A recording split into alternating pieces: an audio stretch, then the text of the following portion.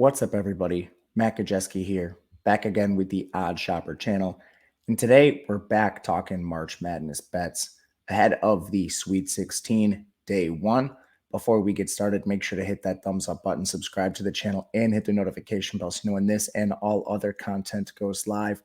If you're listening on podcast, please leave a rating and review over there too.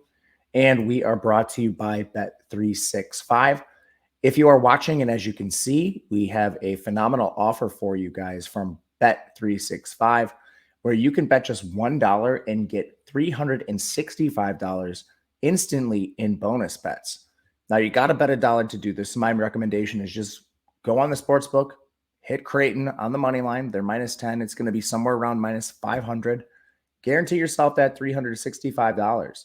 A deposit is required, but bonus bets will be added to your balance immediately. This is only available in New Jersey, Colorado, Ohio, and Virginia, but make sure to check out Bet365.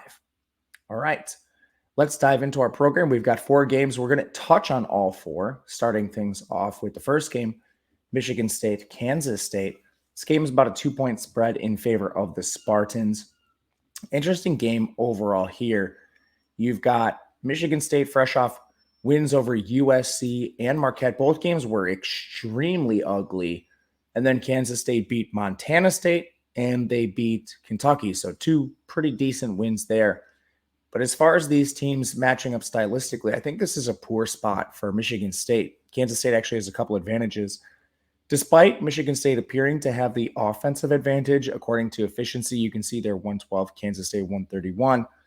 Michigan State scoring largely from 3. They're 6th in 3-point percentage, but they're only 298th in attempting them. And on the interior, they're 267th in 2-point percentage. So right away, you've got a team who's pretty good at shooting threes. They don't take a lot of them, and they're scoring a lot inside despite being terrible at it. Well, you look at this Kansas State defense, they're 15th in 3-point defense, which doesn't really match up well for Michigan State here. And then on the interior, Michigan State's not having a lot of success anyway scoring. That's where Kansas State ranks 131st. And you also have height on both these teams pretty much even. Michigan State 66th, Kansas State 79th. From there, you have a couple of weird advantages Kansas State's way. They're good at drawing fouls, and Michigan State is a team that has a lot of trouble with fouls. We saw that in the game against Marquette. And Izzo isn't 2-foul auto bencher, no matter what, no exceptions whatsoever. Benches his best players, even if it means a loss down the road. And that's something Marquette should have capitalized on and could have capitalized on.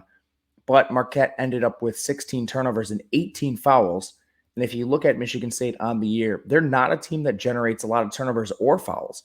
They're actually 345th in turnovers forced, which is terrible. That's like a bottom 20 team in the country. And then they're 214th in drawing fouls, 184th in committing fouls. So they're a team that does get into foul trouble themselves, but doesn't actually generate a lot of fouls on the other end. All advantages for Kansas State, micro advantages. And that's not even considering the 2 best players in the game, both playing in Kansas State, Marquise Noel and Keontae Johnson. So they're getting points. We'll back them here at +2. You might find +1.5. Think that is completely fine, depending on your book. Second game, we've got Arkansas taking on UConn. This is going to be a really fun one overall, and I think there's a couple ways to look at this. UConn projects as a pretty clean value here at -3.5, but I think the over is somewhat interesting too. Just based on all the efficiency metrics, UConn has massive advantages. 9th on offense, Arkansas 130th. Defense, UConn's 13th. Arkansas is 29th. Rebounding, UConn's 2nd, Arkansas is 75th.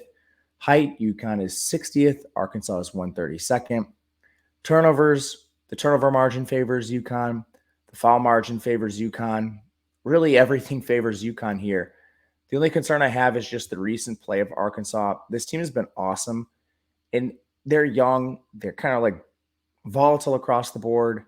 They have 2 good tournament wins so far. They beat Illinois and Kansas. They beat them in resounding fashion. The win should have actually been a little wider in the Kansas game per shot quality, whereas UConn beat Iona and then they snuck by St. Mary's, the game they should have lost. But I don't want to discount UConn over the course of the year because this team has been awesome, and this team is deep. They go about 8 deep on their bench. They have big guys, Sanogo, Klingman, and they have multiple guards they can use off their bench as well if anyone were to get in foul trouble. Whereas Arkansas, they've been battling some injuries recently. Nick Smith has been back to the bench playing about 20 minutes a game, even though he is their best scorer on the team. There's just questions here with Arkansas. So I expect this to move to 4 at some point, but UConn minus 3.5, I think, is still fine. If you want to look at the over, it's around 140. I think that's something you could also look at. Arkansas plays at a fast pace, 72.1 possessions per game. That ranks well above the league average. The concern here is that UConn's slow. They're 307th in adjusted tempo since February 1st. But Arkansas's offensive efficiency is also jumped to 26th in that span. I think a lot of that having to do with Nick Smith, who's subsequently been benched in a couple of recent games here. But ultimately, we'll back the Huskies minus 3.5 here. This should be a fun game. Not one I have as much conviction on as the Kansas State game, but one we'll play nonetheless. Third game is Florida Atlantic, Tennessee. Do not sleep on this game. This is a really competitive game. And if you haven't watched a lot of FAU games, you can probably see based on their efficiency metrics, this is a quality team. 13th in offense, 18th in defense, 22nd in rebounding, good height here. Whereas Tennessee, a bit of a defensive team, they're first in that category, 91st on offense, and rebounding's 9th. So this should be a good clash of styles here. The big difference in the schedule of these teams is really just that, the strength of schedule. Tennessee played the 38th most difficult schedule. FAU is 125th. So while FAU has a lot of really good metrics, their wins are basically all coming against Conference USA teams, whereas Tennessee plays in the SEC. Tennessee plays a good strength of schedule in non-con. Florida Atlantic does not. They were tripped up a couple times in non-con as well against their step up in competition that they had. So you're weighing that, the strength of schedule versus the departure of Zakai Ziegler, Tennessee's point guard, third most valuable player per Abimaya.com, second most valuable in offense. Eventually, this is going to be felt for Tennessee. You look at their first couple games, they snuck by Louisiana, a game that shot quality had as a loss, before they smashed Duke. I would have expected the opposite outcomes. Then you had FAU basically winning the lottery. They had a quality win over Memphis, but then they played lame duck Farley Dickinson. It's tough to make out what these two teams are at this point, especially with Ziegler getting hurt so late in the year. But ultimately, what it comes down to for me is that difference in strength of schedule and the fact that Tennessee's played with injuries all season long. This isn't a team that plays 5 guys. This team has a deep bench. Now, Ziegler being their point guard is a bit of an issue, but this team still has a very deep bench and they're still solid on defense. They posed a lot of really challenging problems for Duke, especially bringing the ball up the court. And while their turnovers have dropped without Ziegler, that's expected. I don't think this is something that's really going to be a massive drop-off for them. And when it does drop off, it's probably going to be against the elite of the elite.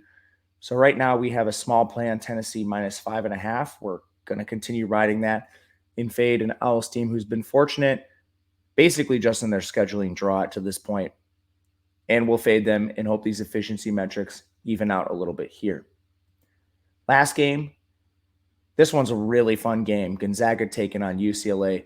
Couple bets we can take advantage of. Gonzaga is the underdog, about 2.5 points, 2 points in some spot. That is particularly interesting, but then the over could make some sense here too. And speaking with the total, I guess first, you've got a really fast team in Gonzaga and then a UCLA team, which is slightly below average in terms of pace. Gonzaga is about 43rd in adjusted tempo, 73.3 possessions per game on the year. That's really fast. And they're awesome on offense. First, they can score on anybody, especially with Timmy. We'll isolate that matchup in a second. And they're terrible on defense. They're 175th. UCLA 37th on offense should be able to exploit that really anywhere they want. Drew Timmy's one of the worst defenders for everything he does well on offense. He is horrific on defense. So I'm expecting an up-tempo, high-scoring game just based on the complexion of Gonzaga more than anything else. Aside from that, Gonzaga still does have matchup advantages here, especially playing through Timmy. If you look at the interior of UCLA, that's where they're weakest. They're 37th in interior D, and this team does have a height discrepancy, 144th for UCLA, 68th for Gonzaga. UCLA big man Adam Bone is still not fully healthy. Came back in their last game, was only able to get 21 minutes. He'll now have 5 extra days, so we'll see what we can get out of him in this game. but you're still going up against Drew Timme inside at less than 100%. That's a big issue for this team. Meanwhile, I think Gonzaga should be able to play a clean game. If you look at some of their ancillary metrics, they're not a team that turns the ball over. They're not a team that fouls whatsoever. UCLA is pretty good at generating both. So that's key in this spot. And then the injuries for UCLA. It's not only Adam Bona, but David Singleton. Apparently he's healthy. I don't know. When he got hurt on Sunday or Saturday, I don't recall which one it was, it looked like he had to have his leg amputated. And then about 2 minutes later, he's jumping around with the team. Kind of just par for the course in college basketball. But they already lost Jalen Clark. Now you're dealing with two other starters that are banged up, to say the least.